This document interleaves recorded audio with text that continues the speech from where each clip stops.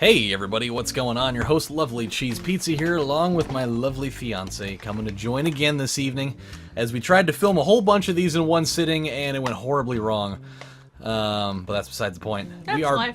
We are back playing some more Gran Turismo 3. We're in the last episode. We talked about things that passionately piss us off, and I also did something that I have not done in a very long time, and I hot-dogged the end of a race and lost it because I collided with a wall because I was too busy doing this like a douchebag.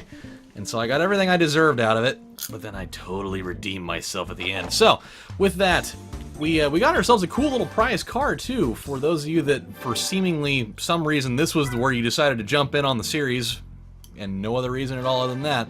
We got this cool Nismo Skyline with kind of all those little decals on the front door there. I kind of like it that way, but that's not the point. What we're going to be doing today is we're going to jump back into the Calsonic Skyline just because it makes me happy. And we are going to, And it's blue. And it's blue. That is at least about 47.3% of the reason why it makes me happy. We are going to go into the race of the red emblem. And, well, it's just a thing that we're going to do. We're going to go to Laguna Seca because it's the hard one that I hate, and we're going to get it out of the way first. And it's also cool to look at popcorn me in the face. You look like you need that. So. I did. I needed a little something salty and chewy and popcorny. And of course not me. Huh? Oh, I always need you, but I wouldn't call you salty. Okay, well, there we go. She said it with her face, not me. And by said it, I mean she implied it. So with that said, let's jump into this little bundle of misery.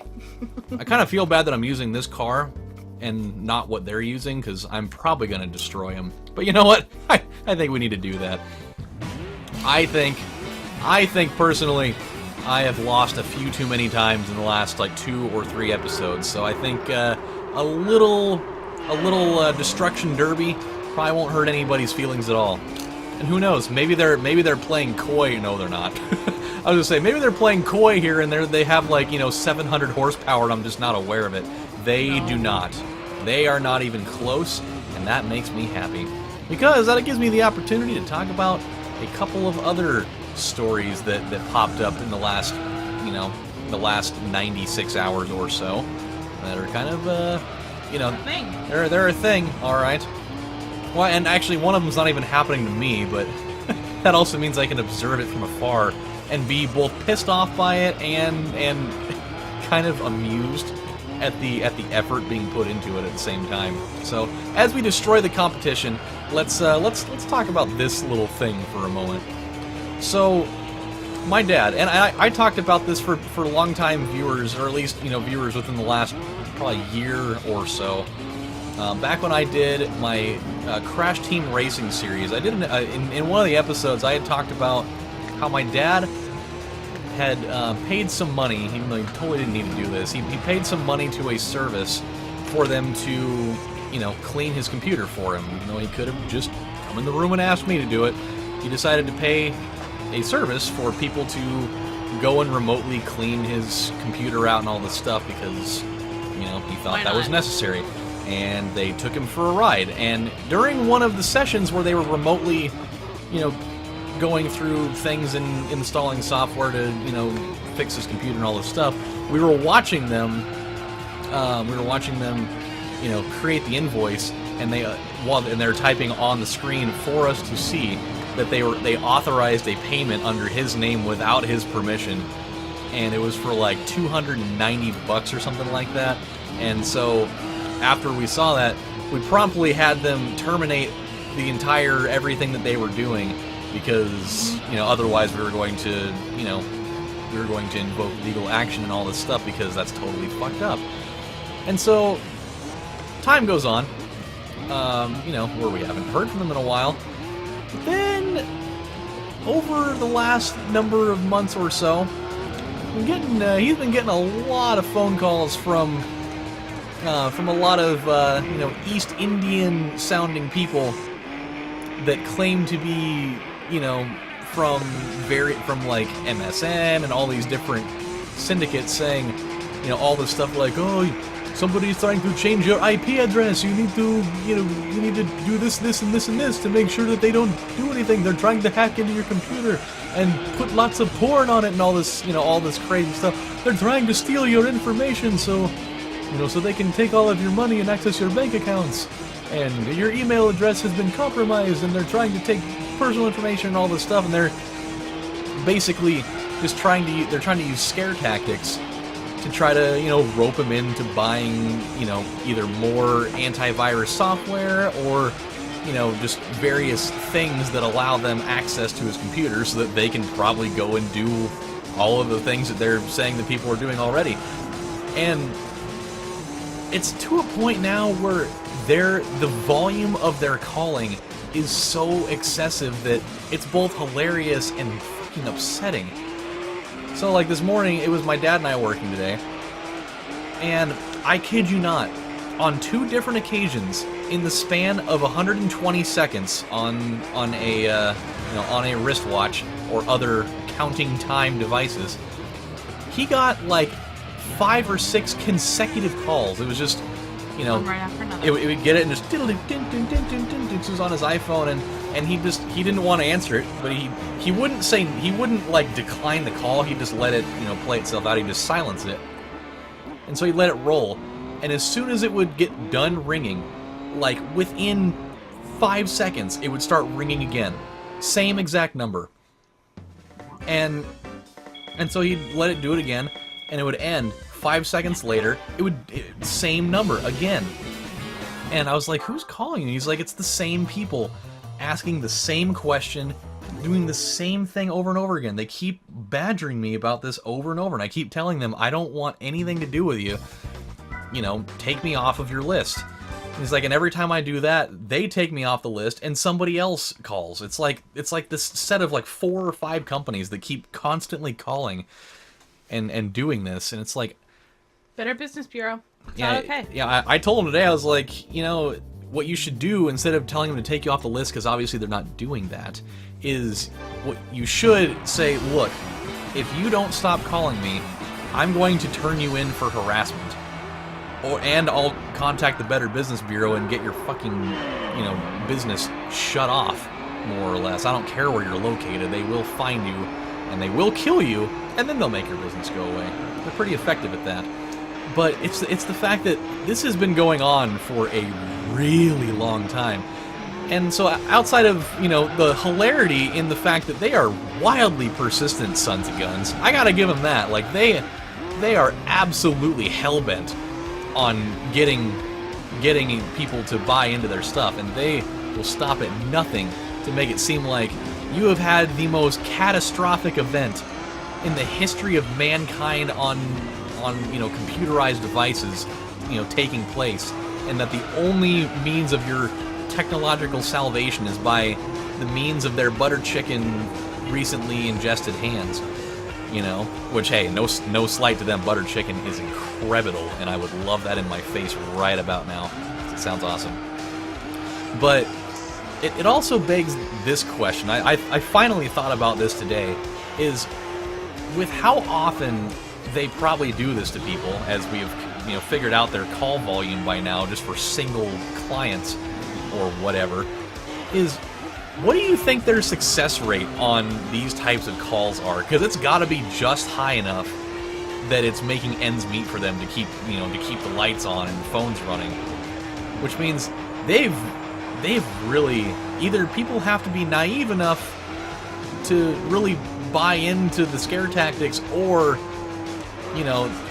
I don't even know. I can't figure it out.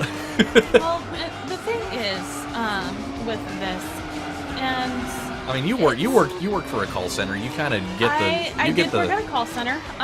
But you weren't calling people; they were calling you. No, the way that I worked for a cruise line company.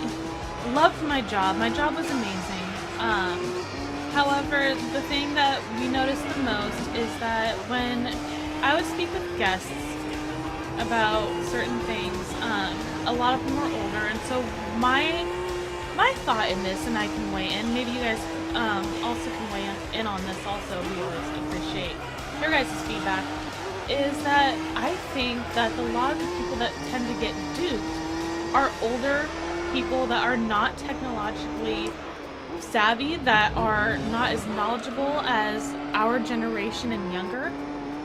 People like my mom's husband who are in their 60s, even sometimes in their 50s, that are not computer savvy, and so they don't know that they've been they're being told, hey, we're seeing this kind of thing that is popping up, we're wanting to help you, and if you play it just right, you can spend things. I used to have to sell things to people all the time. Like, granted, I didn't sit there and sell them things that they didn't need. No, snake a good $300 out of your wallet. But you're looking at people whose job is quite literally to get you for all that you have. And those dicks. And it's not always going to be things that are, honest products. Not even close. And then you also have the people that are there to quite literally scam you. And there's my grandma. Whenever people like that call, she knows she's intuitive. as soon as they even start to open their mouth on, I'm from such and such place, she's like, yeah, I don't own one of those. Bye, and just just hangs up on them. Did you just have that conversation with someone calling me? Yeah. Someone tried calling me on my phone, not on my cell phone, not too long ago. Again, I work for a cruise line company. I know the crap. I can genuinely say that I have not been on a vacation in, since my children were really, really little. They're in elementary school now. Unless Adam's gone on vacations and hasn't told me about it. I wouldn't have used your number as a reference point either. So. And this is a brand new phone number, so it's not like it was an old number or anything along those lines. And someone calling saying, "Hey, you went and stayed at one of our resorts, and so because of that, you want a free, such and such." And it was, you're like, no, I haven't done one of those. Click. And I looked at him, it's like, I haven't gone on a vacation. I haven't done anything that has won me a new vacation. I can tell you one thing that can sit there and get you a vacation, and that is doing the Hilton Grand Vacation hotels. You can sit there and go on a cruise with Royal Caribbean. Stuff like that. Those are genuine things. So when people get duped, you have to be careful out there. Basically, if somebody calls you with an Eastern Indian accent, you should hang up the phone right away, unless it's somebody you know that has an Eastern Indian accent. Unfortunately. Kinda, yeah. I wouldn't say if it's an Eastern Indian accent. What I would say is that if it is a company that you have no affiliation with, I think that would be the better one. Which, unfortunately, a lot of those end up being. I hate to be that guy. I hate to make it sound like that, but from my personal experience, at least, and a number of people that I know, when these types of situations come up, yours was an exception. The person that called you she sounded like she was probably from like California or somewhere in maybe like the. Actually, no, she was from the East Coast. Oh, okay. Well, it sounded like from where I was at, but anywho, a lot of the time these types of calls come from somewhere back in in Europe, or they come from somewhere in kind of the Oriental areas of the world, or they come from the East Indian areas. And why does this happen again? At least you're stopping that person. I am, but unfortunately, this is happening. Had I been in any other car, this would have been a severe problem, but we're in this and then we're going to be fine. I hate that corner with so much just freaking shit. Give us your guys' thoughts. Let us know. Has that ever happened to any of you guys? Any suggestions that you guys could also have? Obviously, again, open to suggestions. I had a guy on Twitter. He's a follower of the show.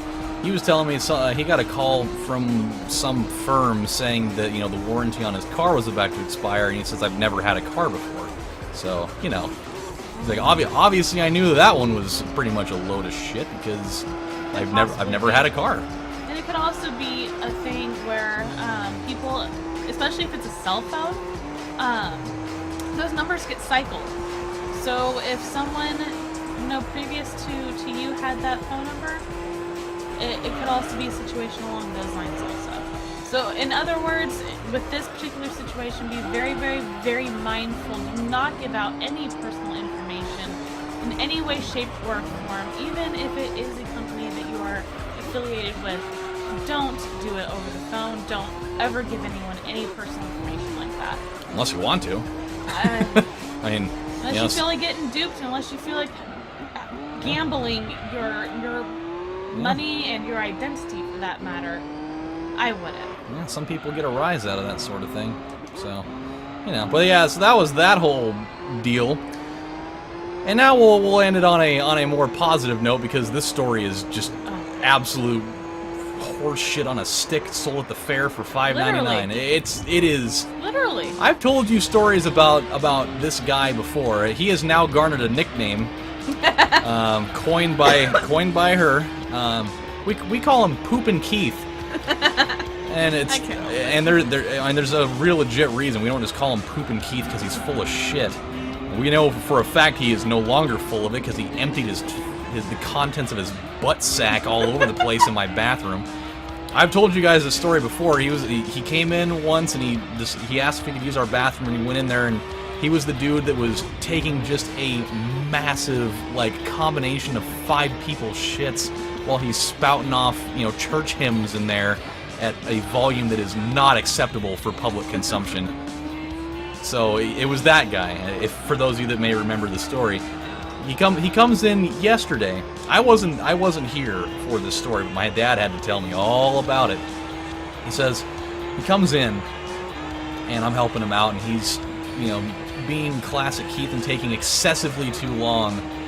And he talks for fucking ever. You can't get the guy shut And up. both he and his wife are a little out there. They're super nice people. They are 2 of the nicest people I've ever come across. But they are just fit for a straitjacket. And this story may have been the cream cheese on the birthday cake of the whole thing. This guy, he's sitting there while they were talking about vitamins, just breaks into a completely separate ordeal, talking about his complete and utter fear that he thinks that the Illuminati are following him. And he thinks that and I really, really don't believe this next part happened to him at all, because I feel like this would kill you, potentially, if it was done in the way that he was mentioning. He was saying that the Illuminati were following him, they apprehended him, and proceeded in torturing him by pouring rubber cement down his throat. Again, the Illuminati apprehended him and poured rubber cement down his gullet. I'm not like a toxicologist or anything, but I am pretty sure if they were just straight up dumping rubber cement down your throat, obviously they're not doing the little tiny sample jar. They're dumping the whole kit and caboodle, just right square down your freaking esophageal machine there. Something tells me that probably would have killed you. It's either that or people huff that. People huff that stuff just for fun, and they can do brain damage with that. That would kill you if you ingested that. Yeah. So something tells me that Poopin Keith is full of shit. Did he do any drugs? Maybe. I don't know. But he's. I've never. Kind of a hard piece of information to try to get out of a guy. He's probably the type that if you asked him, he'd tell you. I'm wondering either A, if he's ever done drugs and is permanently fried, or if he has possibly schizophrenia. And paranoia. Paranoid schizophrenics are something else. And they genuine. Ooh, hello. Damn. Oh, that music was perfect for it. Oh yes. Yeah. Oh, that hold on. Let me have a look at you. I wanna. That thing looked sexy in terms of a car. It's as sexy as an inanimate object that's a vehicle could be. Not like you. You garner your own level of that. Go, no. Do you think I'm gonna engage in coitus with that thing? I'm gonna go enter through the muffler, or maybe through the gas, the gas compartment. Whatever gets your rocks off. Oh yes. Or what am I gonna like unscrew the air in the tire and siphon it into my dick? I mean what? I mean I'm sure somebody's tried that before. Probably in the state of Florida. That's where all the weird stuff happens. We all know that. But hey, on a side note, that's a cool looking car. That midnight black. I do like the vinyl too with the line. I think it looks good. Yeah. Yeah. So that's what that is. All right. Well. Nice looking 43.3. Yeah, progress. Still not to 50. We got a long way to go. So yeah, something tells me that Poopin Keith did a little bit too much peyote out in the desert at one point. You know, if the peyote didn't fry his brain, then the extreme heat probably did, which would actually be really, which would probably be really, actually that'd be really sad if that were the case. But I have a feeling it's more along the lines of paranoid schizophrenia, because I'm sorry, this is not of any disrespect to anyone that has that disease. It's not anything along those lines. Again, medical field, I know how hard that is to live with at times. But that's the reality of it, though. People cook up some pretty wild scenarios in their head with that. And one of the biggest things is that there is a fear that someone is after you, and that's... I have another customer. I told this story a long time ago. It's been many, many, many years since on this channel since I've talked about it, but there was a lady that she still shops with us sometimes, but she almost never comes in because... And she almost never calls us on the phone half the time because she is under the impression that ninjas appointed by the government are inside of her apartment and they're tapping all of her phone calls. Ninjas. By the government. Hey. Hiding in her apartment, tapping her phone calls. I have a friend, remember? They wouldn't need to tap her phone calls if they were already in the apartment. On top of the fact that that's totally not happening at all. And remember the conversation that we had about Cam? Oh yeah. I have a friend and it was something that we thought maybe it had to do with drugs, maybe something was, he was not all mentally right, and I called to see what was wrong with him, and no joke, as soon as I was talking with him on the phone, the very first thing that came popping into my head is he is a schizophrenic. The things that he was talking about were things that definitely were not normal, even for someone that has done drugs before. And I got off the phone with him. I had to, unfortunately and very begrudgingly, blocked his number from my phone, and I called Adam and told him what was going on in tears, because this was someone that was a very close friend of mine, and he ended up doing some harm to himself and to some others. So I mean, it's definitely something that is a serious thing. Pardon the weird expressions on my face. It wasn't in regards to her story, like I thought she was full of crap or anything. I was looking at he wasn't full of crap. Yeah, I was perplexed by a couple of things on screen here, because I'm jumping into with this GT40 because I want to use it for the NA tune-up races, and I'm just trying to figure out whether 467 horsepower is going to be enough, or if I should go with this and take it to 553. I feel take it to 553. I feel like that's okay. Like, I kind of want it to be a good challenge, and I don't know whether that's not enough, or if it's way too much. I'd take it to 553, and that's my opinion. Yeah, I got the money for it. Might as well. Yeah, we'll do it. Why not? I suckered you into it. I gave you the old sugar. She gave me the old rope-a-dope, you know? You can't say no to this face, people. She roped my dope, you know? Hey.